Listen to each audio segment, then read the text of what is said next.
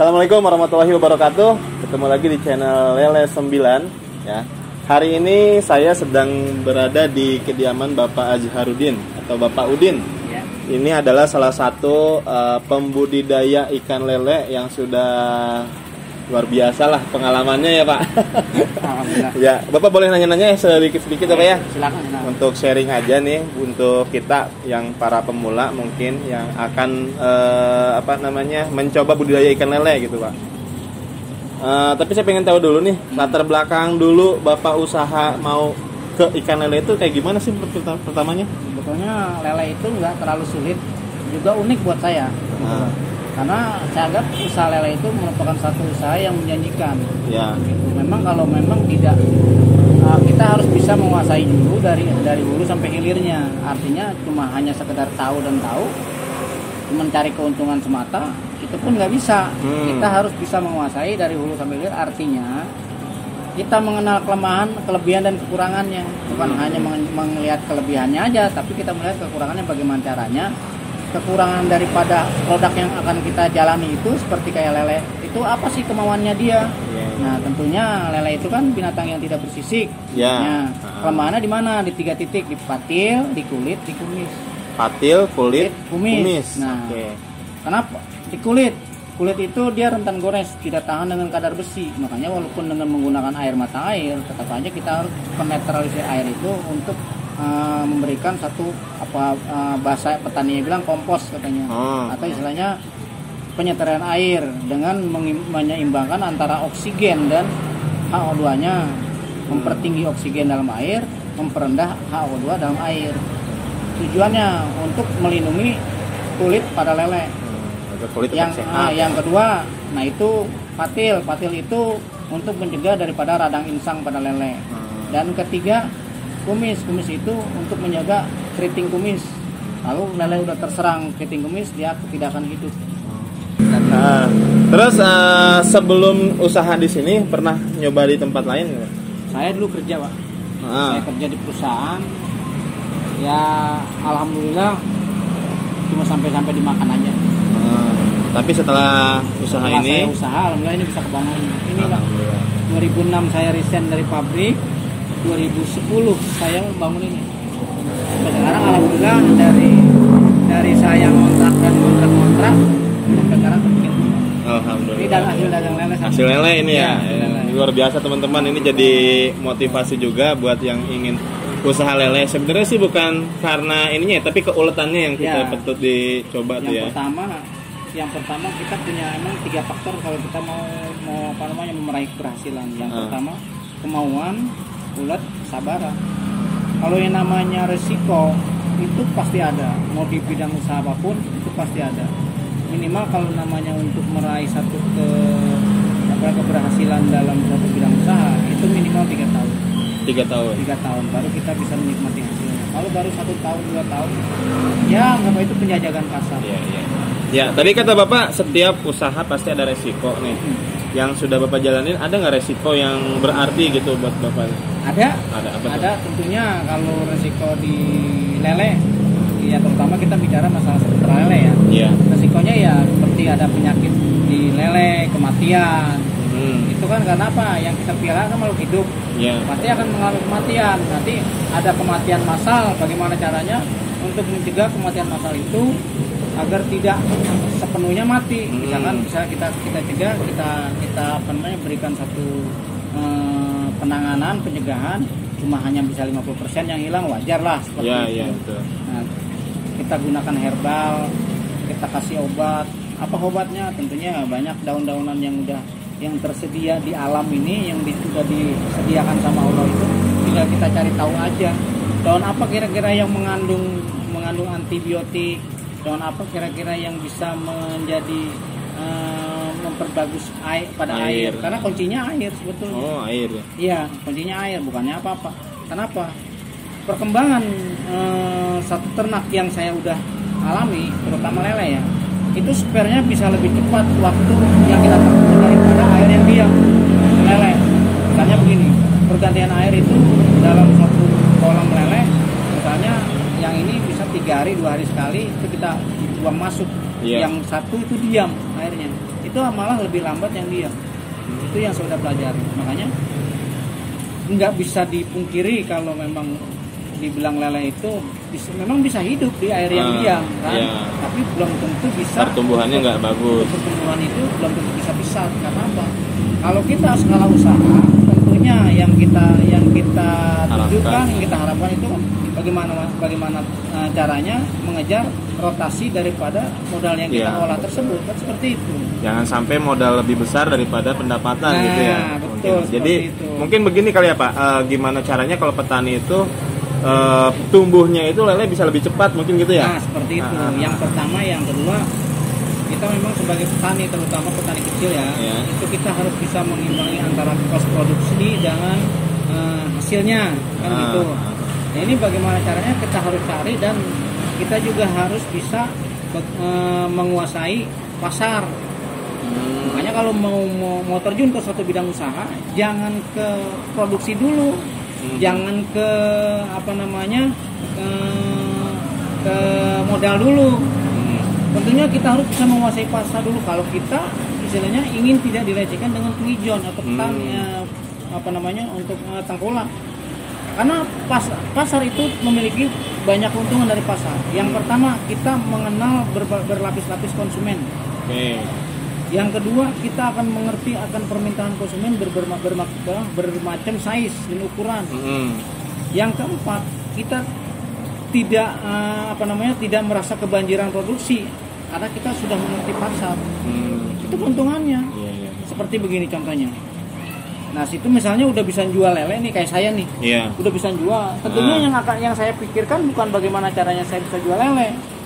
Yang saya pikirkan bagaimana saya bisa memproduksi secara kontinu dengan hasil yang akan saya jual, kan seperti itu. Jadi sudah muter terus pasar, ya. Nah, seperti itu. Tapi kalau memang kita istilahnya berangkat dari modal, tentunya orang itu yang ada dalam pikirannya bagaimana caranya dia untung, kan gitu. Iya, jangan seperti itu. Justru kita beranjak dari market itu, di samping kita mencari keuntungan, tapi kita juga bagaimana caranya menguasai konsumen, menguasai berbagai macam permintaan konsumen, dan kita mengenal berbagai macam ukuran. Ya kan, keuntungannya seperti itu kan? Iya. Logikanya masuk apa enggak kira-kira? Masuk. Seperti itu. Ya, memang ini yang mungkin jarang orang ketahui buat yang kayak gini-gini kan, karena apalagi kita yang baru mulai nih, kita tuh tahunya bagaimana kita bisa menghasilkan uang dari lele gitu kan, karena kan nantinya akan buat di bisnis gitu kan.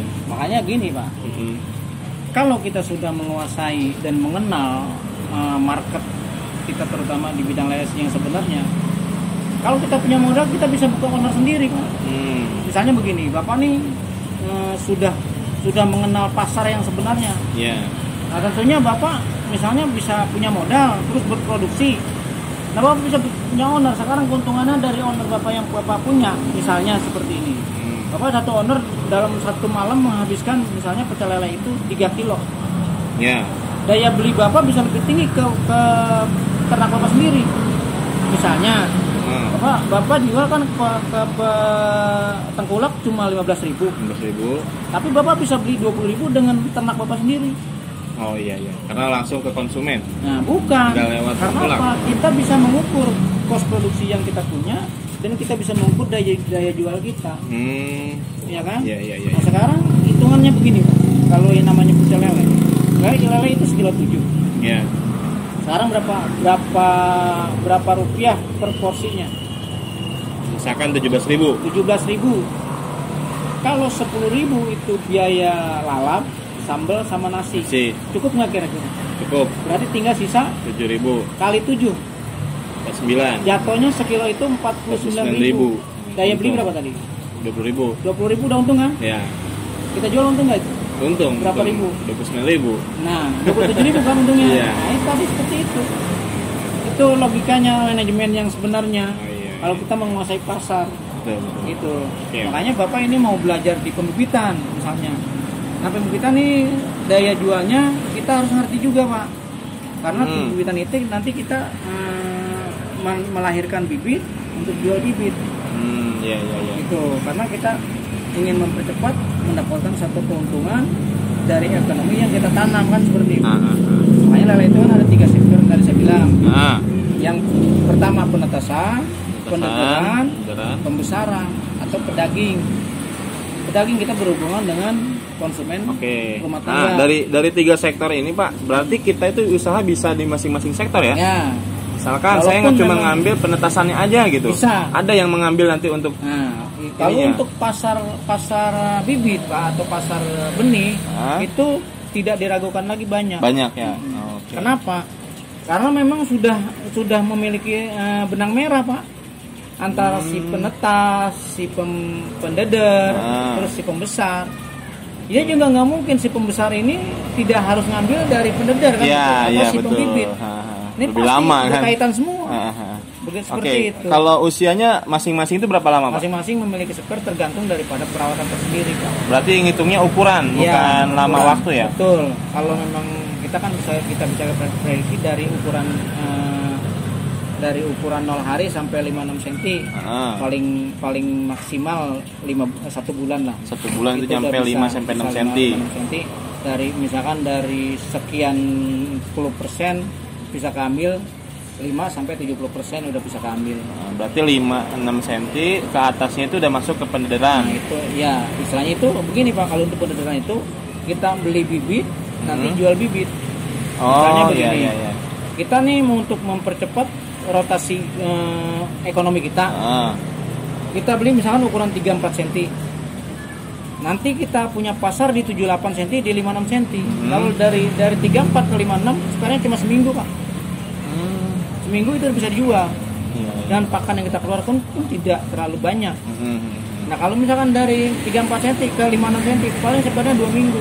2 minggu kita bisa jual ke pembesar. Berarti 3, 4, 5 itu udah bisa jual gitu. Udah bisa jual. Udah bisa jual. Makanya kalau di penetasan tergantung kita maunya melayani pasar. Apa pasar itu mau sistem borong, apa pasar itu maunya di ukuran kecil. Karena pendedar itu ada yang ngambil dari 2-3 cm, ada yang ngambil 3-4 cm. Tergantung dia tuh mau main partainya gitu loh. Oke, kalau bicara pakan Pak, selama ini kalau yang kita tahu kan ya, Iya. pakan lele itu kan banyak bervariasi, Iya. terutama yang berprotein tinggi gitu ya. Nah, Nah, bagi Bapak sendiri makanan yang kayak gimana nih yang cocok buat lele gitu? kalau lele itu sebetulnya yang dibutuhkan bukan karbohidrat, tapi boleh karbohidrat itu untuk mengimbangi ketinggian misalkan pakan limbah yang memiliki kandungan protein sangat tinggi sekali. Itu harus diimbangi dengan karbohidratnya seperti isi perut ikan laut lah, terutama ikan laut itu terlalu tinggi, itu 47%. Makanya ikan banyak yang pada kuning. Kayak limbah telur, itu proteinnya terlalu tinggi Pak. Kenapa usus ayam, bulu ayam itu enggak jadi masalah maggot? Karena kebutuhan protein pada lele itu, makanan pada lele itu yang paling tinggi maksimalnya adalah 35%. Ada di apa itu Pak? Hah? Ada di apa Ada itu? di usus ayam. Khusus ayam, Iya. yang paling bagus berarti itu ya? Iya. Kalau dipakai usus ikan bukan nggak bisa, tapi banyak yang kuning, banyak yang banyak yang istilahnya mati bengkak perutnya kalau terlalu banyak. Kenapa? Karena panas. Dia itu proteinnya paling tinggi 47 derajat, 47%. Iya. Itu. Makanya pelet 781 itu kan formula A sebetulnya. Iya. Formula 1 itu untuk lele. Lele itu bisa hanya menggunakan formula 1. Tapi dia di bawah itu bukan yang nggak bisa, kurang bisa. Pertumbuhan akan macet. Itu akan terlambat. Berarti kalau pelet adanya di 781. 781 itu seperti dari mulai pengli itu termasuk protein tinggi. Selanjutnya kelasnya pengli PF 1000, terus PF 800. Nanti kan bertingkat bertahap yang kita gunakan. Kalau kita mau beranjak kita tergantung kita beranjak dari mana. Oh iya. Kalau kita misalkan mau beranjak dari penetesan, tentunya seperti pakan itu kita pengli 78 PF 1000. Nah, itu pasti kita gunakan. Terus sampai ke min 1. Seperti ini. Ini min 56 ini min 1 udah pakai. Udah min 1 pakai. Iya. Itu. Nanti dari 56 berapa bobot kapasitas yang kita tanam, nanti berapa bobot pakan yang kita butuh. Gitu. Kenapa kita mengimbangi kos produksi yang terlalu tinggi? Itu karena kan dia menggunakan Formula 1. Mahal harganya. Bisa kita gunakan pakan pengganti seperti kayak tadi, limbah. Limbahnya itu bukan hanya sekedar limbah, tapi limbah itu yang kita cari yang kandungan proteinnya bagus. Untuk apa? Memberikan keuntungan, mempercepat pertumbuhan. Seperti itu. Ya, oke. Soal pakan udah oke. Soal ini kolam. Ya. Jadi kan beberapa teman-teman banyak juga sekarang yang udah beralih ke kolam terpal nih. Ya kan. Terus ada perbedaan nggak sih kolam di tanah di terpal? Apalagi sekarang ada debu di damber ya kan? Iya. Budidaya dalam ember gitu. Benar. Nah itu menurut Pak Udin gimana tuh? Sebetulnya begini Pak, kalau untuk di kolam terpal di kolam tanah, sebetulnya emang ada kelebihan dan kekurangannya. Ya. Kalau di kolam terpal tidak bisa kita prediksi tingkat kehilangan dan kematian. Tapi kita tidak bisa menggunakan pakan limbah jor-joran. Ya betul. Itu kita harus ukurin sesuai dengan kemampuan daya tahan air itu agar tidak bau. Karena apa? Kolam terpal tidak memiliki penyerapan. Kalau memang nanti kita gunakan pelet berlebihan, terus pakan limbah berlebihan, karena tidak ada penyerapan, airnya pengendapan pada dasar air, timbulnya amoniak. Amoniak itu berbahaya buat lele. Nah, kita kembali kepada ternak tadi. Ternak tadi itu kan binatang yang tidak bersisik, rentan gores, tidak tahan dengan racun, ya kan? Akhirnya apa? Berjamur, timbullah kematian. Nah, seperti itu. Nah, di kolam tanah keistimewanya kita bisa menggunakan kompos itu menggunakan tai ayam, menggunakan tai sapi juga bisa, menggunakan tai kambing juga bisa. Dia bebas. Kenapa? Karena tanah itu mengandung zat asam. Untuk menghilangkan dan menekan zat asam kita gunakan apa? Kita gunakan kapur kan? Nah makanya kita nggak susah-susah. Sambil kita memproduksi cacing dan larva tadi, kita gunakanlah tai ayam telur, tai ayam potong, tai puyuh. Nah itu untuk di samping kita juga mencari keuntungan larva tadi, kita juga bisa menekan keasaman pada tanah tersebut. Tujuannya seperti itu. Iya, berarti ada kaitannya. Nah, makanya ada kelebihan dan kekurangannya. Tapi kalau untuk di kolam terpal, yang saya bilang tadi, keuntungannya kita bisa memprediksi dan ukuran tebarnya pun kita harus imbangi dari ukuran luas kolam tersebut. Itu enggak sembarangan. Memang sih kalau memang kita menggunakan pola tebang tinggi boleh-boleh aja. Artinya tidak lama waktu yang kita tempuh. Tapi kalau kita istilahnya tebar kita sampai panen, lama ya. Itu kan lama.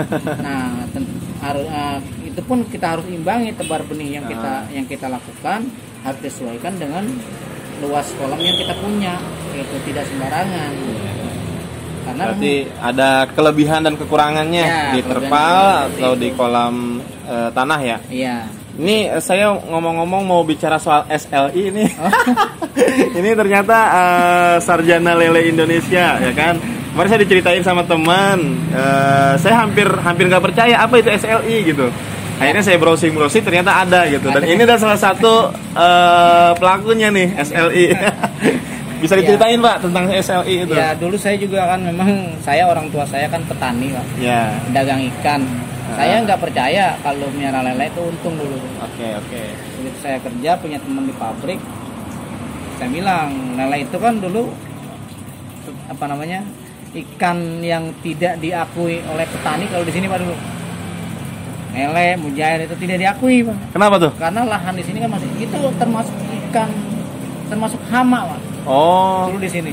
Iya. Istilahnya ya banyak kan kalau ada lelenya itu empang tuh langsung dibedah aja, buru-buru disingkirin. Karena apa? Lele itu kan kanibal. Iya. Yang kita pelihara kan seperti ikan tawes, ikan mas, itu pasti dimakan yang anaknya, gitu loh. Makanya begitu ada lele langsung dibedah buru-buru, dikeringin, dibuang lelenya. Iya, jangan sampai hilang seperti itu. Tapi kalau sekarang pas begitu saya kenal teman saya, akhirnya kata dia punya profesor gitu di Gadok.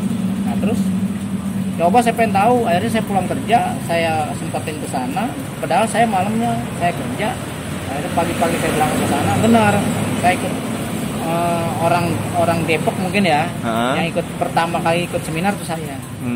Nah saya di mana itu Pak? Di Gadok. Di Gadok Puncak. Nah terus pertama saya datang, Pak besok kemari ya, besok ada seminar pertama katanya gitu. Insya Allah mudah-mudahan kumpul semua. Katanya. Tahun berapa itu Pak? Itu tahun 2004. 2004. Iya 2003 Pak. 2003 saya udah mulain tuh.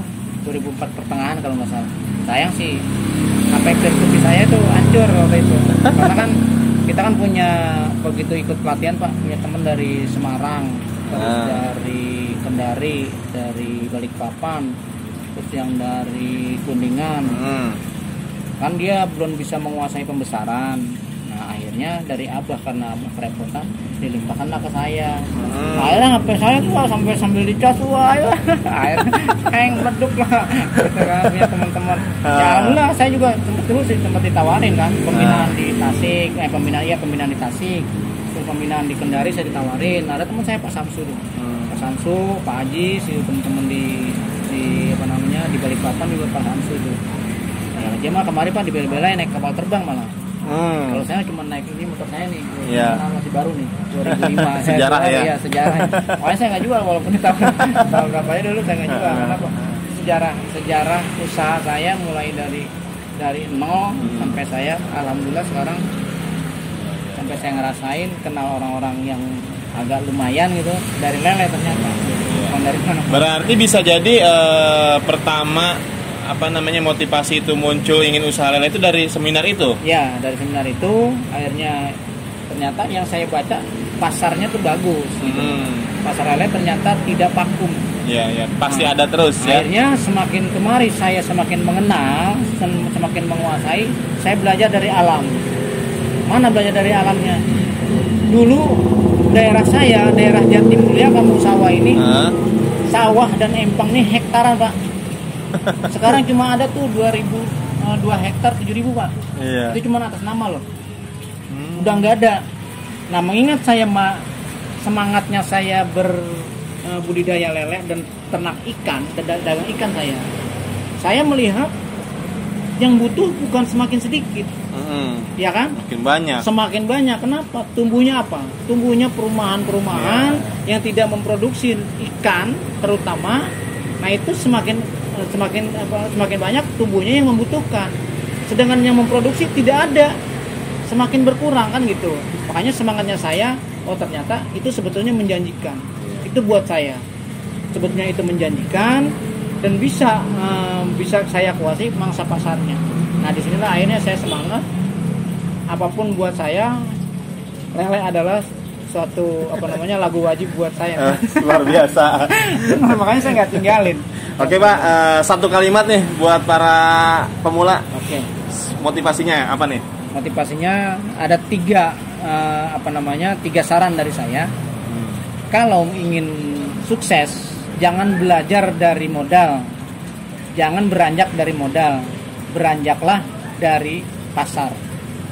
Luar biasa. Yang kedua dari teknik, dan yang ketiga baru ke modal. Kenapa? Dengan menguasai pasar, kita mengenal berlapis-lapis konsumen, mengenal berbagai macam ukuran, kita mengenal berbagai macam kelemahan-kelemahan daripada konsumen tersebut. Gitu. Yang kedua, kenapa beranjak dari teknik?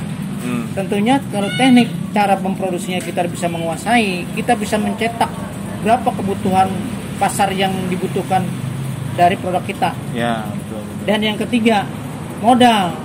Kalau kita nggak punya modal, teknik kita bisa, pasar kita punya, tinggal pinjam ke bank.